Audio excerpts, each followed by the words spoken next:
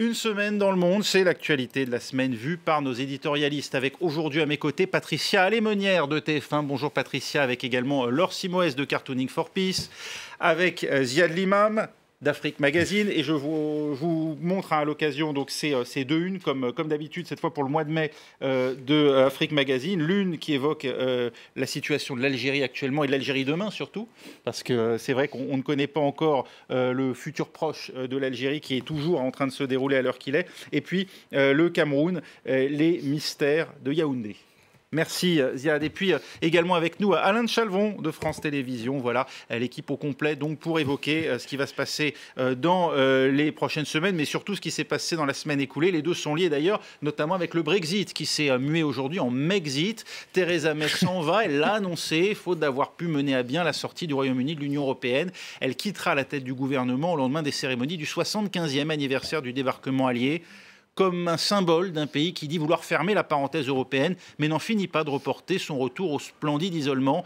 C'est donc elle, Theresa May, qui en fait les frais, elle qui n'a pu retenir ses larmes au moment d'annoncer son départ. Regardez. Nos politiques sont mises à l'épreuve, mais il y a tellement de choses positives dans notre pays dont nous devons être fiers. Je vais bientôt quitter ce travail qui a été l'honneur de ma vie. J'ai été la deuxième première ministre, mais certainement pas la dernière.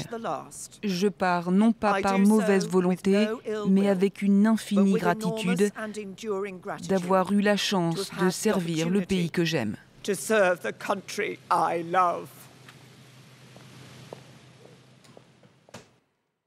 On la plaint ou on la blâme, Theresa May, pour tout le retard accumulé, pour n'avoir pas su mieux s'imposer finalement à son camp, Patricia Alémonière? Écoutez, de toute façon, elle a été très émouvante là, cet après-midi, malgré tout. Elle a tenu le choc, mais je veux dire, c'est pas la première à chuter sur l'Europe. Margaret Thatcher, John Major, David Cameron, ils chutent tous sur l'Europe. Alors ma foi, elle s'est agrippée, elle a voulu remplir. Elle a voulu faire le job, qui était de conduire son pays. Bon, elle n'est pas réussi, mais tous les premiers ministres britanniques chutent, partent, démissionnent sur la question européenne. Donc il y a bien quelque chose quand même dans ce pays. C'est dur à accrocher et à se décrocher d'Europe. C'est la malédiction européenne, Alain de Chalvon. Elle porte une part de responsabilité quand même dans la situation aujourd'hui du Royaume-Uni. Oui, naturellement, elle porte moins que Cameron, mais elle porte certainement une sorte de responsabilité parce qu'elle a échoué, tout simplement. Alors, elle n'a pas échoué toute seule, c'est toute la classe politique britannique. Elle n'a quand même pas été aidée, en particulier par les députés de son propre gouvernement, de son propre parti, les conservateurs, mais aussi par les travaillistes. Enfin, ça a été une déroute totale du système, finalement, politique britannique. Alors, elle-même, c'est vrai, a sans doute fait des erreurs dans la façon dont elle a négocié, à la fois avec Bruxelles au début, et avec les députés de la Chambre des communes. Mais vraiment, elle n'est pas la seule responsable.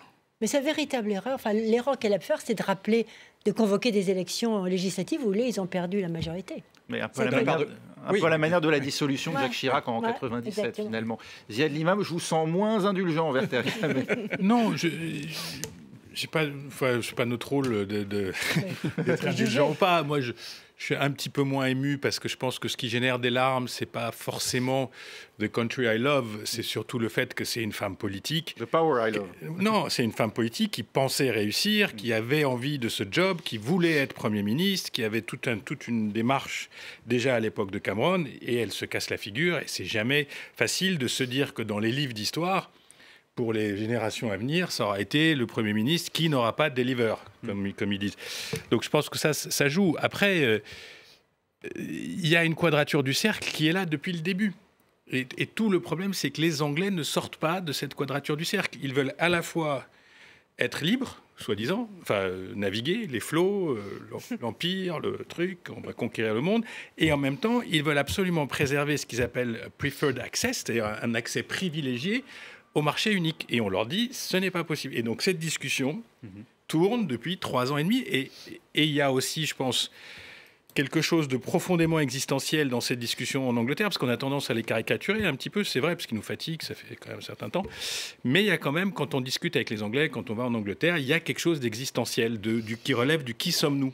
Est-ce que nous sommes là? Est-ce qu'on est là? Est-ce qu'on est une île? Est-ce qu'on fait partie de la culture européenne? Et on en est même à des discussions comme ça. Est-ce que la culture britannique... Et donc, ces questions auxquelles il n'y a pas de réponse, parce qu'il n'y a pas une seule réponse, il y a 50 réponses, auxquelles nous, continentaux, finalement, on s'est habitués.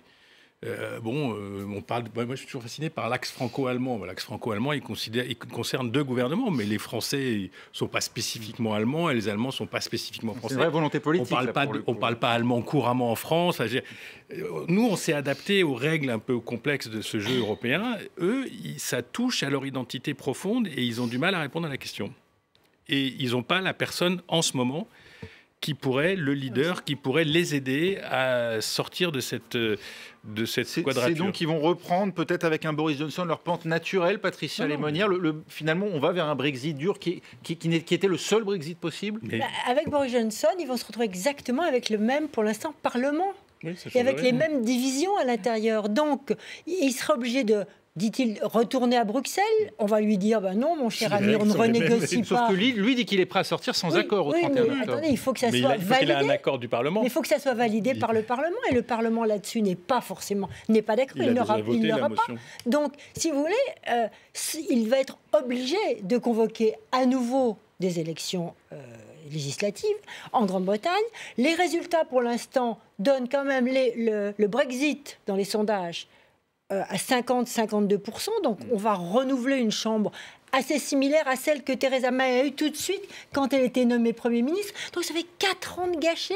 Combien d'argent pour l'Europe? Parce que ces négociations coûtent une fortune, parce qu'il faut employer des gens, il faut faire des réunions, il faut déplacer du monde. Enfin, on ne sait pas jusqu'à ce que nous a coûté ces négociations. Et puis nous, les Européens, nous sommes très inquiets, parce que s'ils font un Brexit dur, c'est-à-dire bonjour, au revoir, les Européens, on s'en va, mais ils ne vont pas payer, ils ne vont pas rembourser, ils ne vont pas régler toutes leurs dettes. Donc c'est une catastrophe aussi pour l'Europe. C'est pour ça qu'on s'accroche, nous aussi, à ces négociations. On les veut, on veut un accord. Il y a eu du bluff des 2 côtés, finalement. On a fait semblant de vouloir partir en claquant la porte côté britannique et de s'en accommoder côté européen. C'est-à-dire qu'en fait, la question qui était posée au référendum, voulez-vous quitter l'Union européenne, est une mauvaise question, tout simplement, parce qu'on peut quitter de plusieurs manières. Oui. Voilà, et on n'a pas posé cette question-là aux Britanniques. Alors, Theresa May a essayé de trouver une solution. Elle ne l'a pas trouvée, parce qu'elle n'a pas non plus été aidée par sa Chambre. Mais c'est vrai que la question même du Brexit est une question qui était mal posée. Alors, vous disiez tout à l'heure, avec Boris Johnson, on va retrouver la pente naturelle des Britanniques, c'est-à-dire anti-européenne. Non, je ne crois pas qu'ils soient forcément anti-européens. Je suis d'accord avec Patricia. En fait, ils ne savent pas où ils sont. Et ce que tu disais aussi, en réalité, les Britanniques ont un pied dedans, un pied dehors, ne savent pas trop s'ils sont tournés vers l'Europe ou vers le grand large. En réalité, il y a une ambiguïté qui date déjà de très longtemps. Et c'est pour ça que plusieurs premiers ministres se sont cassés la tête sur l'Europe, parce qu'en réalité, on ne sait pas. Je crois qu'il y a eu aussi... en fait, quand le Royaume-Uni a voté, je pense que la question était simple. Et donc, on pouvait laisser parler ses tripes en disant oui, non, etc. Une question simple pour une réalité complexe. Oui, et le lendemain matin, quand on a ouvert le dossier, on a découvert que c'était une question complexe. Et là où il y a probablement une erreur majeure de Madame Theresa May, c'est que dès le début, elle crée les lignes rouges qui la paralysent, elle, dans sa discussion, et ouvre le débat intérieur, la guerre civile en Angleterre. Pas d'union douanière et la date fixe de temps et la lettre. Alors que là, il fallait commencer un processus probablement plus inclusif. Qu'est-ce qu'on fait? Comment on le fait? Ouvrir la discussion avec les Européens, qui étaient relativement prêts. L'équipe Barnier s'est mise en place assez vite. Il y a eu une tripotée de hauts fonctionnaires qui se sont mis à éplucher les dossiers. Des milliers de pages. Une machine que l'Union européenne a, parce qu'elle est aussi soutenue par 27 bureaucraties qui ont des moyens. Donc tout ça, ça a fonctionné. Mais est-ce qu'on est européen ou est-ce qu'on est britannique? Et je pense qu'ils sont probablement les deux. Et le jour où ils finiront par dire on est probablement les deux, quand on parle avec des hommes d'affaires, ils se disent mais comment on peut rejeter le truc qui était le plus simple? Ils avaient le beurre, l'argent du beurre, the money of the butter, ils avaient les opt-out, ils n'avaient pas l'euro, ils n'avaient pas les charges de ceci, ils n'avaient pas Schengen, ils n'avaient pas... En fait, ils avaient le meilleur du système. C'est pour ça qu'on voit à quel point c'est quelque chose d'essentiel, de psychologique dans l'âme britannique. Ils avaient tout. Ils avaient la machine pour vendre leurs produits dans le monde entier. Et puis je crois qu'aussi... Ils avaient même un bouc émissaire. Quand ils avaient le bouc émissaire. Et quand ils ont découvert en 3 ans qu'ils ont signé 4 deals avec des pays, certes tout à fait honorables, mais qui ne sont pas des puissances commerciales. Quand ils se sont aperçus que les Japonais, les Américains allaient leur faire suer le burnous, il n'y a pas d'autre mot, pour signer en bas de la page, ils ont découvert la complexité de ce en quoi ils s'engageaient. Je crois que, pour reprendre ce que tu dis, ils sont fondamentalement attachés à leur île. Et que donc, cette Europe, c'est bien pour aller en vacances. Il faudrait que ça soit simple. En fait, il voudrait être à part... Britanniser l'Europe. Il voudrait britanniser l'Europe, ce qu'ils n'ont pas réussi quand même à faire, puisqu'il leur faut acheter des euros, puisqu'il y a quelques petites servitudes à faire. Mais je crois qu'effectivement, ils n'ont jamais fait concrètement ce choix. Et je crois qu'au fond d'eux-mêmes, ils ne sont pas européens. Vraiment. Ils sont britanniques. Et je dirais même plus, ils sont souvent anglais. Parce qu'on oublie les Écossais, on oublie que les Gallois aujourd'hui, ils ne sont pas aussi Brexit que ça, parce qu'ils ont beaucoup de subventions européennes. On oublie que toutes les universités, pour les universités britanniques, c'est une catastrophe ce Brexit. Parce que toutes les subventions, un grand nombre de subventions va aux universités, aux centres de recherche britanniques. Du jour au lendemain, si on va vers un Brexit dur, hop, plus rien pour eux. Et on voit déjà beaucoup de patrons d'université, de directeurs d'université qui viennent voir si en France, il n'y a pas de la place, si on ne peut pas être aussi diriger une université, un département, puisque maintenant en France, on étudie beaucoup avec l'anglais. Beaucoup de diplômes se passent en anglais. Mais Patricia, nous, on est français et européens. Les Allemands sont français et sont allemands et européens. Tous les pays sont à la fois, ont cette ambiguïté. Les Hongrois, illibéraux sont illibéraux et européens. Le nationalisme en France, on n'est pas attaché à notre patrie. Et on le voit quand il y a des coups durs. Les Anglais, dès qu'il y a une guerre, une petite guerre, derrière l'Irak, prenons l'Irak, tous les Anglais étaient derrière. Nous, on était là à vouloir un peu critiquer nos soldats. Il y avait un million. On est beaucoup moins attachés au drapeau. D'abord, le drapeau n'était pas revendiqué. On n'était pas beaucoup moins attachés à notre drapeau que le sont les Britanniques au leur. Laure C'est une part de fantasme. Moi, je ne suis pas tout à fait sûr. Moi aussi. Laure Simoès, le départ donc, de Theresa May vu par les dessinateurs de presse. Oui. Les affres, évidemment. Un premier dessin de Joep Bertrams des Pays-Bas. Le couperet est donc tombé ce matin, même s'il était attendu. Tout cela sur fond quand même d'élections européennes. Des élections, faut-il le rappeler, qu'il n'avait pas à vivre, quand même. Un autre dessin qui nous vient toujours des Pays-Bas de Martin Woltering. C'est vrai que son discours ce matin était assez poignant. Moi, quand je l'ai vu, j'ai eu un peu la gorge nouée. Donc, Frank Sinatra appréciera ce jeu de mots. I did it my way et non plus my way. Un dessin aussi d'un dessinateur anglais, mais qui travaille et qui vit en Espagne, qui est très très drôle. Voilà, les chaussures emblématiques, elles sont vides et elles sont à vendre sur eBay, pas cher. Non, le plus drôle, c'est qu'il m'avait envoyé une première fois le dessin, il avait mis 5 €. Et puis il s'est ravisé et il me l'a envoyé une deuxième fois en baissant de 3 €. Ça c'était rigolo.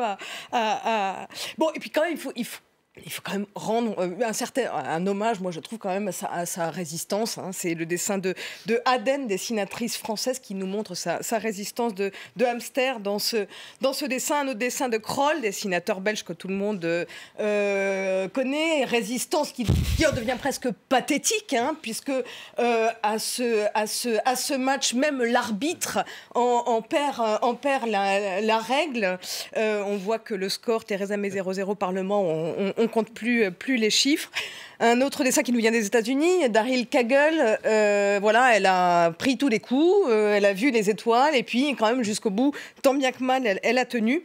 Et puis il y a aussi ses relations avec l'Europe. Alors là, on a un dessin de Vado, dessinateur belge, son rapport avec le docteur Barnier, pédiatre européen, le docteur qui lui dit il ne fait aucun progrès en autonomie, Theresa, vous êtes vraiment une mère pitoyable. Et puis elle lui répond I'm not his mother, parce qu'il faut aussi rappeler que le Brexit, au départ, elle ne l'a pas voulu.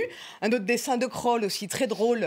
Est-ce que je vous ai déjà parlé du Brexit, dit-elle pour la énième fois à ses homologues de l'Union européenne. Et puis on voit on voit le visage de Merkel et du Premier ministre belge qui sont un petit peu même grillée, c'est ce que nous dit ce dessin de Martine Woltering, même archi grillée, elle est allée quand même jusqu'au bout voir Monsieur Juncker. Let me guess, devinons qui c'est. Je continue ou on va s'arrêter là. On va peut-être reprendre juste après la pause parce que c'est déjà la fin et on ne voudrait pas évidemment manquer le rappel des titres. D'autant qu'il y a une actualité importante aujourd'hui en France avec cet attentat à Lyon qui aurait fait au moins 8 blessés, mais une source proche de la police évoque 13 blessés légers. Heureusement, on en reparlera dans un instant. Restez avec nous.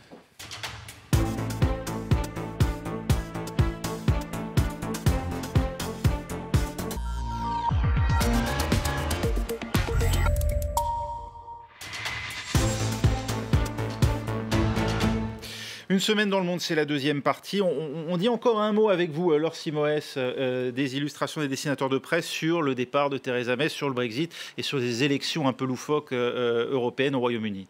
Oui, enfin, c'était un peu pour terminer la phrase, un dessin de Gillot pour conclure. Hein, l'Europe, ce sont les Britanniques qui en parlent le mieux, si on peut le voir à l'antenne dans quelques secondes, j'imagine. Voilà. L'Europe est la pire des choses à l'exception de tout le reste. C'était une célèbre phrase de Churchill sur la démocratie. Je pense que c'était... Voilà, je tenais à montrer celle-ci pour terminer. L'illusion amusante. Passons. On passe à la guerre commerciale entre la Chine et les États-Unis qui a pris un tour personnel cette semaine, personnel au sens de personne morale, puisque c'est l'entreprise Huawei qui fait les frais des foudres de la Maison-Blanche, le géant chinois des télécoms, bientôt privé du système d'exploitation Android, des applications Google comme YouTube et même des microprocesseurs Intel ou Qualcomm, suite à la décision de la Maison-Blanche d'inscrire Huawei donc sur une liste noire pour la sécurité américaine. Écoutez ce qu'en dit Donald Trump. Huawei est quelque chose de très dangereux. Quand vous regardez ce qu'ils ont fait d'un point de vue sécuritaire, d'un point de vue militaire, très dangereux. Mais il est possible que Huawei soit inclus dans un accord commercial. Si on a un accord, je vois bien Huawei inclus d'une manière ou d'une autre. Voilà des propos en apparence contradictoires qui illustrent peut-être, Alain de Chalvon, une stratégie du côté de Trump, affaiblir Huawei, c'est tordre le bras aux Chinois. Oui, tout à fait, mais c'est aussi Huawei elle-même. C'est-à-dire que, bon, moi je ne suis pas un spécialiste du renseignement et de l'espionnage, mais c'est vrai qu'en vendant son 5G dans le monde entier, ça peut donner accès à beaucoup d'informations. Les Américains le savent d'autant mieux qu'ils se sont servis de tout cela pendant des années quand les États-Unis étaient en tête dans ce domaine. Donc ils savent très bien quels sont les risques. Moi, je ne peux pas vous confirmer que les risques sont énormes ou pas, mais enfin, en tout cas, il y a quelque chose, il y a des risques de ce côté-là. Ça, c'est une chose. L'autre point, c'est qu'effectivement, on est dans une guerre, mais une vraie guerre, pas seulement commerciale, aussi technologique, déclenchée par les États-Unis à l'égard de la Chine. Et Huawei est un des champions technologiques chinois. Ils sont vraiment très en avance. Moi, j'ai visité Huawei en Chine. C'est très impressionnant. En quelques années, ils ont dépassé le monde entier. Et ils ont commencé dès la 3G, en réalité. Ils ont vendu des émetteurs 3G capables de se transformer en 4G. Et ils ont raflé tout le marché déjà à ce moment-là. On va écouter ce que dit aujourd'hui Ren Zhengfei. C'est le fondateur de Huawei, justement, sur les perspectives pour son entreprise, malgré ces sanctions américaines. Il n'y aura pas d'impact dans les zones les plus avancées. Du moins, la 5G ne sera certainement pas affectée. Non seulement il n'y aura pas d'impact, mais d'autres ne pourront pas nous rattraper dans 2 ou 3 ans. Voilà, cet homme que vous venez de voir, dont la fille, directrice financière de Huawei, a été arrêtée au Canada sur ordre de la justice américaine. On imagine qu'il en fait, lui, une affaire personnelle. Mais ça montre aussi à quel point, aujourd'hui, la Chine peut apparaître menaçante pour les Américains commercialement et aussi d'un point de vue sécuritaire. Cette maîtrise de la 5G, c'est donner demain les moyens à la Chine de prendre le dessus sur énormément d'aspects de la vie, y compris des consommateurs américains. Ça n'échappe à personne, c'est le combat de 2 titans, de 2 géants pour la domination du monde. Domination économique, mais aussi domination justement sécuritaire. Parce qu'effectivement, la 5G donne accès à l'intelligence artificielle.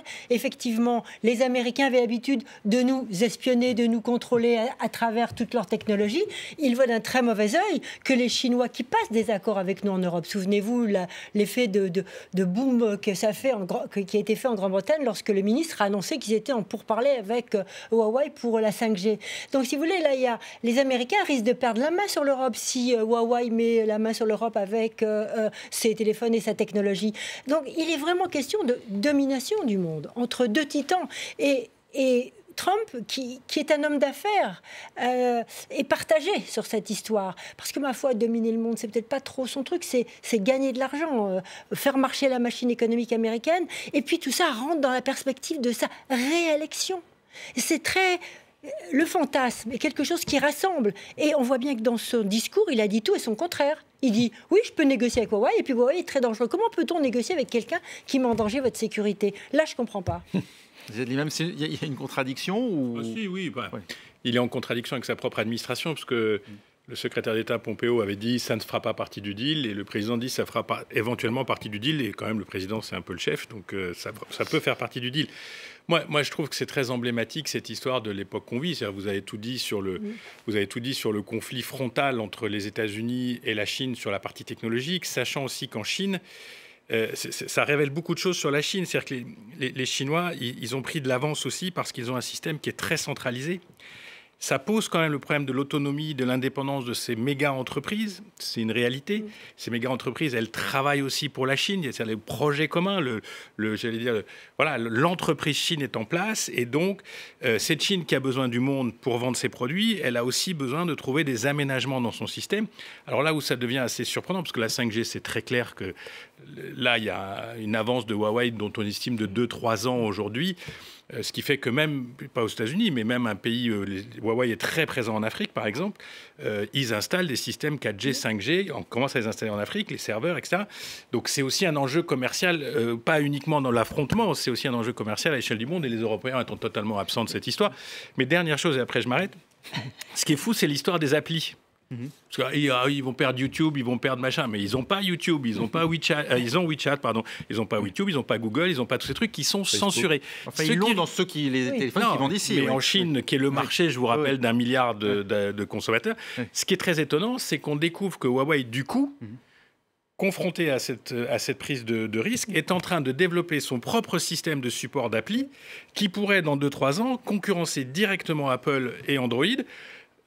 Et dernier point, il pourrait faire très mal aussi en coupant l'accès d'Apple au téléphone. C'est-à-dire pas les applis de ça, mais qu'Apple ne pourrait plus vendre ses téléphones, par exemple, en Chine. Et donc on voit bien le jeu qui peut aller loin. D'autant que ces téléphones sont fabriqués en Chine, les téléphones d'Apple. Et il y a une vraie proximité du patron de Huawei, du fondateur de Huawei, avec les services de renseignement chinois. Et il pourrait totalement s'appuyer sur les technologies acquises, très performantes, par les services de renseignement chinois pour développer très facilement, en fait, l'état d'application. Qui maîtrise les tuyaux, maîtrise forcément le contenu? Non, mais imaginez, par exemple, la plus grosse boîte américaine, est-ce qu'elle serait autorisée aujourd'hui à installer des serveurs de 5e, enfin de la G5 en Chine? Ça, c'est impossible. C'est une part du débat avec la Chine. On leur dit, OK, vous êtes une puissance commerciale, vous pouvez faire ceci, mais nous, est-ce qu'on peut aller chez vous et vendre des serveurs, nous installer dans la technologie en Chine, etc. On voit bien quand même les limites que la Chine met dans ce jeu commercial où elle prend une très grande importance. On commence à lui dire, écoute, tu veux être player comme nous, de toute façon tout le monde sait que tout le monde espionne tout le monde, donc ça c'est réglé, mais ouvre ton marché, laisse-nous pénétrer aussi dans tes circuits où c'est sensible. On peut comprendre qu'il y a une inquiétude quand on installe du matériel ultra sensible dans sa propre structure. Il y a un pays qui a un vrai risque de perdre sa connaissance, sa domination sur tous ses alliés. C'est quand même l'Amérique. Il y a un vrai enjeu pour elle. Là, et on ne parle pas des câbles sous-marins où les Chinois veulent se lancer dans cette industrie, ils en ont totalement la compétence. Qui dit maîtrise des câbles sous-marins, ou en tout cas partage des câbles sous-marins, dit ouverture sur des capacités à espionner, à maîtriser notamment, on avait tout ça. montré Donc, pour les États-Unis, moi, ce qui m'inquiète, c'est un peu l'absence même de la légèreté de Trump de dire oui, finalement, on pourrait passer un accord avec Huawei à la limite, parce que vraiment, l'Amérique est menacée.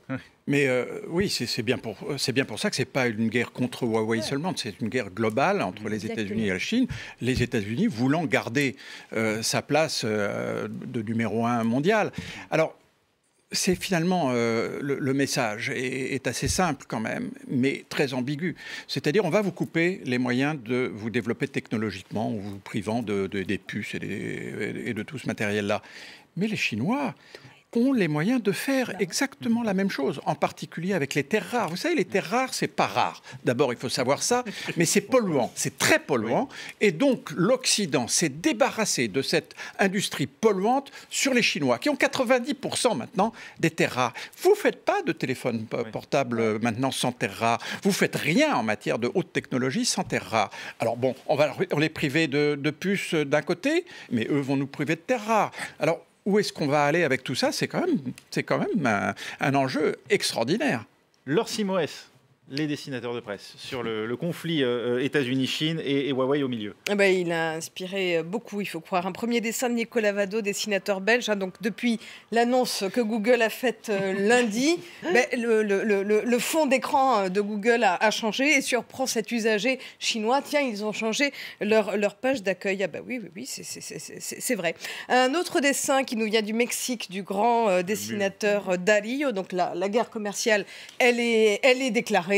Et puis, comme ma foi, Trump, il sait faire. Il y a une chose qu'il sait bien faire, c'est les murs. Eh bien, voilà, il dresse ses briques comme à l'accoutumée. Un autre dessin de Joep Bertrams des Pays-Bas. Évidemment, c'est plus Game of Thrones, mais Game of Phones. Voilà, elle était facile, mais il fallait la trouver et puis aussi savoir la dessiner. On parlait de la guerre entre ces deux titans. On les voit là. Un autre dessin qui nous vient d'Afrique du Sud, intéressant, de Brandan. Encore un jeu de mots avec My Way et Frank Sinatra. Il doit se retourner dans sa tombe aujourd'hui. Président Xi, It's My Way or Huawei. Mais là, on voit bien que c'est la planète qui est en jeu, comme l'expliquait très bien Patricia. Mais attention quand même, parce que comme le montre Kroll, la Chine n'a pas dit encore son dernier mot. On a beau être la première puissance économique mondiale, la Chine, elle est sur la 2e place au podium. Et Xi Jinping prévient, ce n'est pas fini, mon vieux. Et oui, ce n'est pas fini parce que les Chinois sont très malins et préparent sans doute la riposte. Guerre commerciale entre la Chine et les États-Unis. La SERP nous montre une espèce de scène sur un quai de livraison de cargo de marchandises sur un port américain. Ah, les salauds, ils ont eu John en livrant les marchandises made in China. C'est potache, mais ça me fait marrer. La vengeance chinoise, elle est maligne et elle peut se cacher là où on ne la voit pas. Merci beaucoup, Laure. Merci également à Patricia Lémonière, Asia de Limam et Alain de Chalvron d'avoir été avec nous cette semaine. Restez avec nous à suivre dans un instant un nouveau journal sur France 24.